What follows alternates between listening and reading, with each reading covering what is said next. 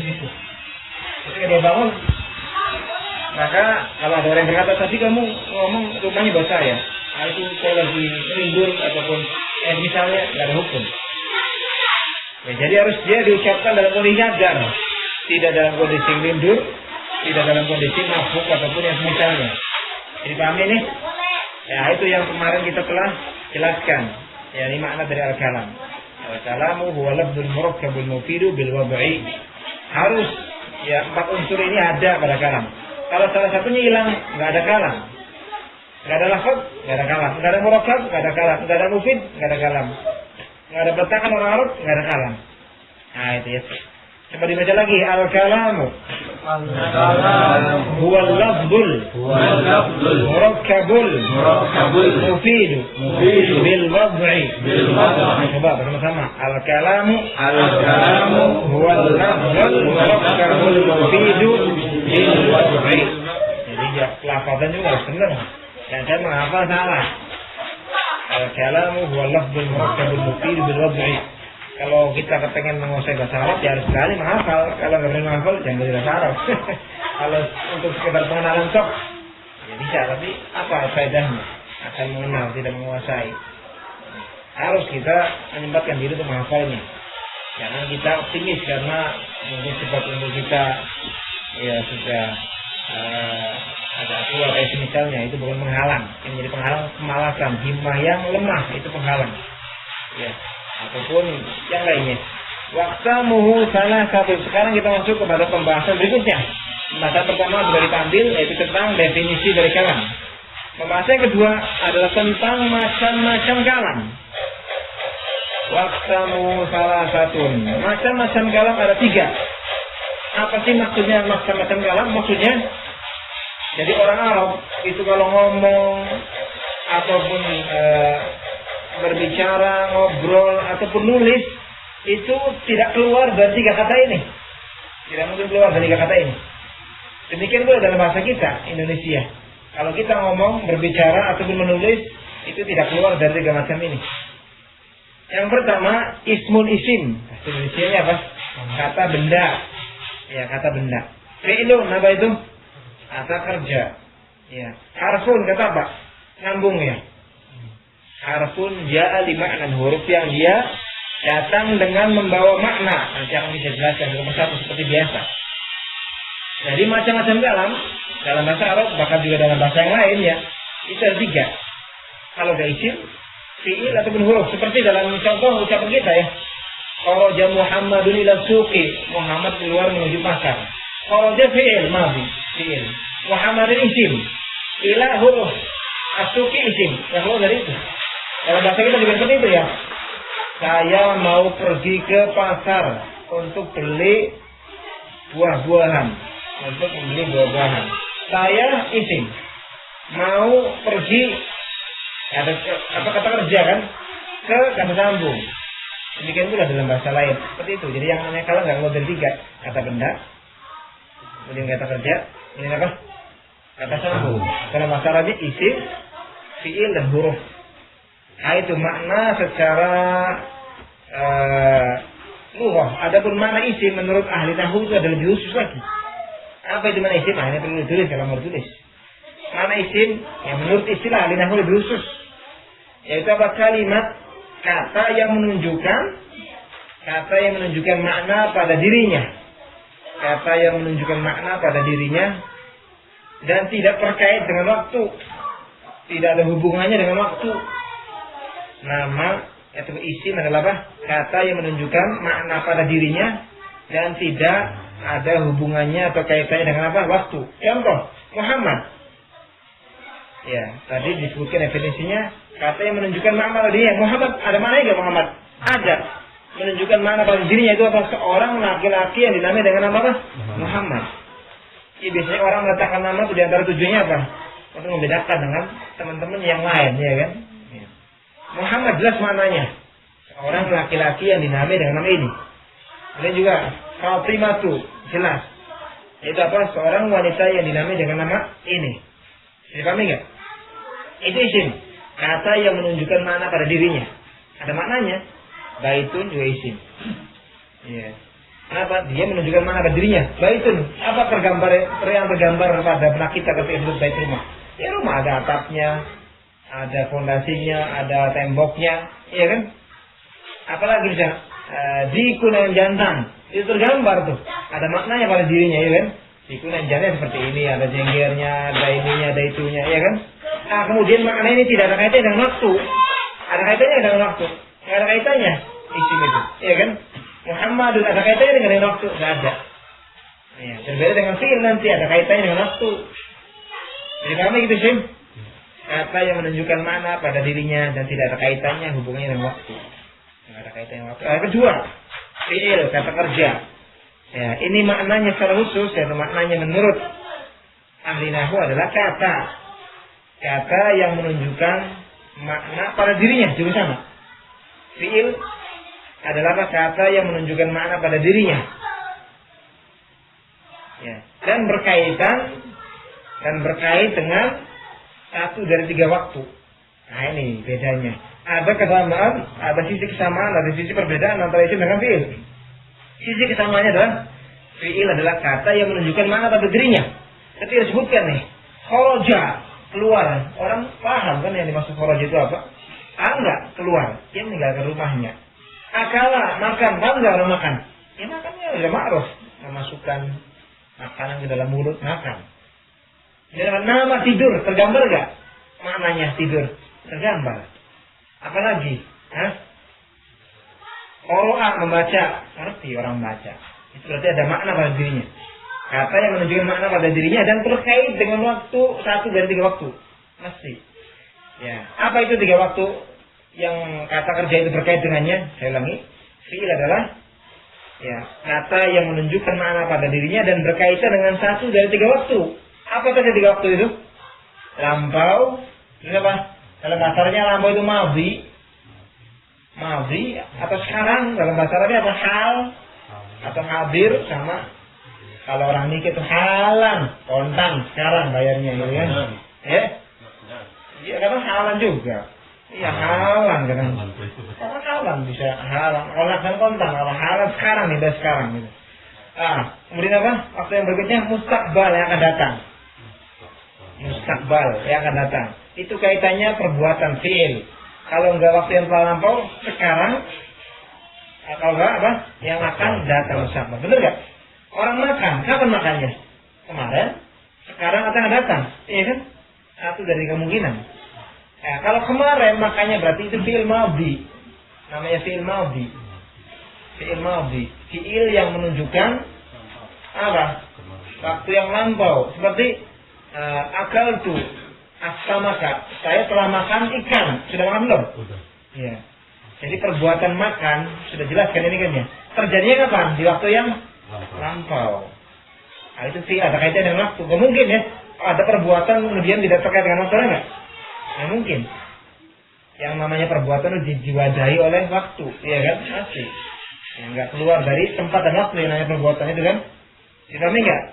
Kalau ada orang yang berkata, antum bahasa Arabnya pergi, masuk atau masuk? Punya enggak mufradat bahasa Arab yang isinya kata kerja? Punya enggak kata kerja? Makan, minum, masuk, tidur, ada enggak yang hafal? Apa? Yang masak ayam, apa ayam? Tidur, makan, minum atau apa? Punya enggak? Ya, kata kerja. Punya enggak bahasa Arab kata kerja? Kharaja. Nah, ini kharaja disebut dengan fi'il madhi. Fi'il madhi. Kenapa? Ya, pertama dia menunjukkan makna pada dirinya. Siapa yang enggak mengerti makna kharaja? Tahu keluar dia. Paham. Yang kedua ini kharaja kaitannya dengan waktu yang telah lampau. Telah keluar, itu artinya tuh. Telah keluar. Yang misalnya apa lagi? Akala, apa lagi? Syariba, nama, bohika tertawa, kata menulis, qara'a membaca. Nah itu macam fi'il yang pertama. Yang kedua, ya namanya fi'il apa? Mudhari', ilmu mudhari'. Yaitu kata kerja yang menunjukkan waktu sekarang.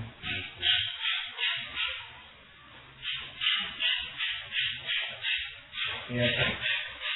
Ataupun waktu yang sekarang contohnya gini ya. Misalkan ini kita lagi baca. Aqra'u misalkan Al-Qur'an, saya sedang membaca Al-Qur'an, sedang. Aqra'u mana jelaskan membaca. Kemudian membaca ini terjadi di waktu kapan? Sekarang kita lagi ngomong. Misalnya kita lagi baca Al-Qur'an, ada orang yang nanya, "Kamu lagi apa?" "Ini Aqra'ul Qur'an, saya sedang baca Al-Qur'an." Ya. Itu makanya fi'il mudhari namanya. Dan terkadang juga perbuatan itu terkait dengan waktu yang akan datang. Ya, terkait dengan waktu yang akan datang. Seperti sa'akhruju, saya akan keluar. Ini kan kharaja jelas maknanya ya. Tapi kaitan waktunya kapan ini? Ya nanti, sa'akhruju, saya akan keluar nanti. Ya, kira-kira seperti itu. Nanti insyaallah pembahasan fi'il ada 3 pada tempatnya saja. Antum di sini sekedar cukup mengetahui makna fi'il.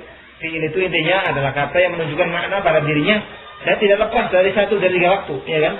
Kalau nggak yang lampau sekarang, kalau nggak sekarang apa? Nanti akan datang. Saya telah makan. Saya sedang makan. Saya akan makan. Nah, makna makan sudah dipahami, ya kan? Itu fi'il. Kata yang menunjukkan makna pada dirinya dan berkaitan dengan satu dari 3 waktu. Yang ketiga dari macam-macam kalam adalah harful, huruf. Tidak mutlak huruf. Khusus di sini. Huruf yang merupakan bagian dari kalam adalah huruf yang datang dengan membawa makna. Perlu diketahui nih dalam bahasa Arab, huruf itu ada 2. Ada huruf yang tidak ada maknanya, seperti huruf hijaiyah, abata, sajaha, kho, jazara, jasa, syaso. Itu huruf, tapi tidak ada maknanya. Ini nggak masuk ini dalam pembahasan ilmu nahwu ini. Ya. Adapun yang masuk pada pembahasan ilmu nahwu dari makna huruf adalah huruf yang dia datang dengan membawa makna. Apa contohnya? Min artinya apa? Dari. Fi di dalam. Ila menuju. An dari. Iya kan? Nah itu. Huruf-huruf ini yang masuk kepada pembagian al-kalam. Ya. Kemudian belum kita terjemahkan nama huruf. Huruf itu apa? Huruf adalah kata yang menunjukkan makna pada selainnya. Ya. Huruf adalah kata yang menunjukkan makna pada selainnya. Ya, huruf adalah kata yang menunjukkan makna pada selainnya. Sudah terus loh. Nulisnya nggak mahasiswa kan cepat. Huruf adalah kata yang menunjukkan makna pada selainnya. Kalau enggak, perhatikan aja dulu di sini, enggak enak. Nanti aja di rumah. Ya kan? Huruf adalah kata yang menunjukkan makna pada selainnya. Seperti makna fi di. Maknanya ada cuma masih belum jelas gitu. Sebelum dia disandarkan kepada yang lainnya. Saya duduk di atas kursi, baru jelas di mananya, ya kan? Jalasu misalkan alal kursi, di atas. Di atas tuh, yang mananya belum jelas. Sebelum dia disandarkan kepada kalimat yang lain. Seperti contoh, jalasu alal kursi, saya duduk di atas kursi, baru sempurna makna di atas itu. Itu yang dimaksud dengan makna huruf tadi. Huruf adalah kata yang menunjukkan makna pada selainnya. Maksudnya dia itu maknanya ada, cuma belum sempurna. Sebelum digandengkan dengan yang lain. Kemudian Muhammad, itu apa? Muhammad, oh iya, laki-laki namanya Muhammad. Kharaja, oh perbuatan keluar yang terjadi di waktu yang lampau. Tapi kalau misalkan min dari kita sudah paham dari. Cuma ini maknanya belum sempurna gitu sebelum digabung dengan kalimat yang lain seperti kharajtu minal fasli, saya keluar dari kelas. Baru kan sempurna maknanya dari itu. Dipahami nggak ini huruf? Nah itu. Contoh huruf banyak. Yang seperti Bismillahirrahmanirrahim, bi huruf jar, Bismillahi, dengan menyebut nama Allah. Seperti lam juga. Nah, lillahi itu huruf lamnya. Lillahi milik Allah.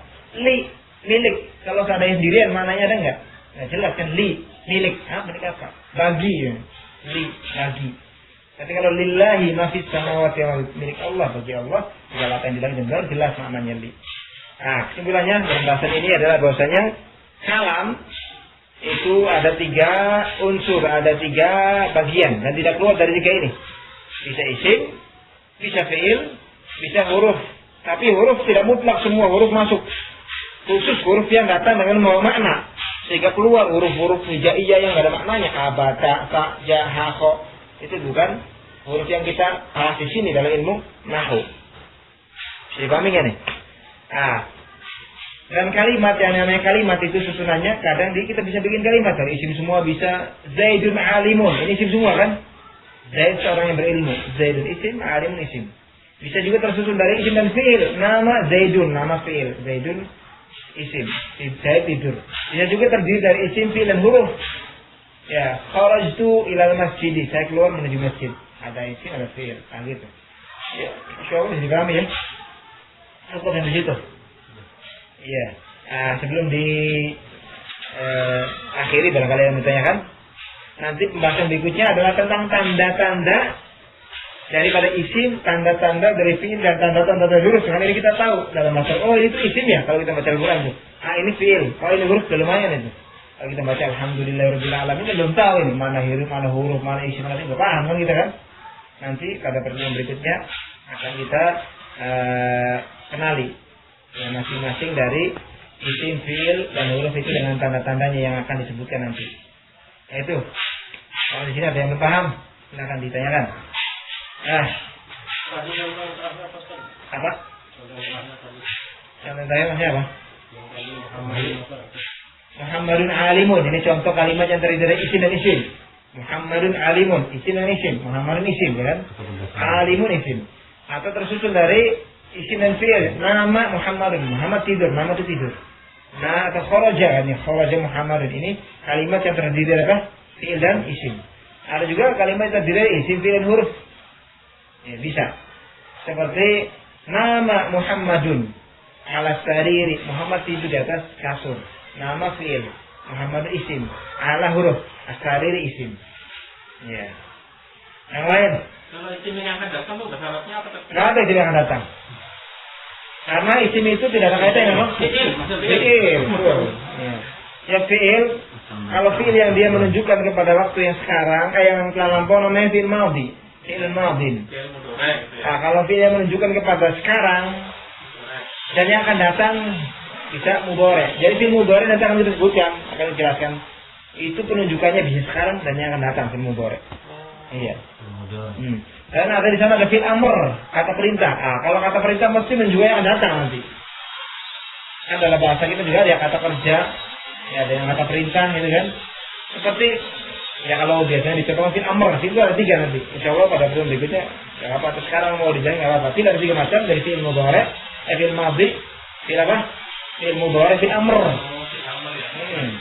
Fi'il madhi adalah ini yang mudhari juga bisa dikatakan fi'il akan datang.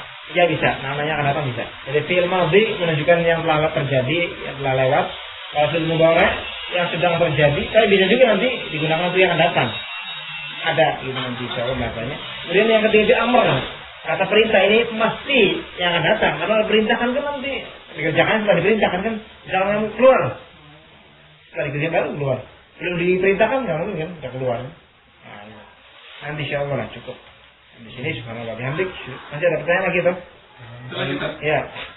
Maksudnya yang dikatakan fi'il itu terkait dengan 3 itu tadi. Iya, pokoknya sih yang namanya fi'il mesti terkait dengan waktu. Apakah yang lalu? Yang akan datang. Iya, mesti. Sekarang gitu. Iya. Seperti antum mau, saya mau makan. Berarti nanti kan kaitannya tuh. Makanya itu nanti. Oh saya sudah, makanya saya sudah makan, sudah kenyang, sudah makan, sudah lampau. Makanlah, berarti nanti. Iya, saya mau cucian dulu ya. Insyaallah. Gimana Pak? Dalam kalimat berarti harus datang isim. Dalam kalimat itu mutlak harus ada isim. Kalau nggak ada isimnya nggak jadi kalimat tuh. Kalau isim semua jadi. Jadi Muhammadun alimun. Kalau kita bikin kalimat nggak ada isimnya nggak mungkin. Bisa nggak? Dalam jenis juga kayak gitu ya. Saya nggak coba untuk bisa kalimat sempurna nggak ada isimnya, bisa nggak coba? Iya. Iya, pasti ada isimnya. Tapi kalau isim semua bisa kita. Muhammad seorang yang berilmu. Isim apa kan?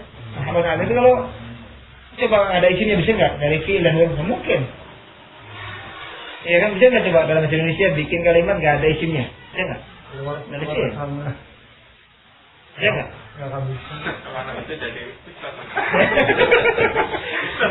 Nanti direnungkan. Bisa aja misalkan Muhammad mana keluar, tuh keluar aja. Itu keluar itu ada isinya. Dia keluar, tapi nggak disebutkan. Masih ada isinya. Jadi nggak bisa itu selalu ngikutin. Masih ada isim.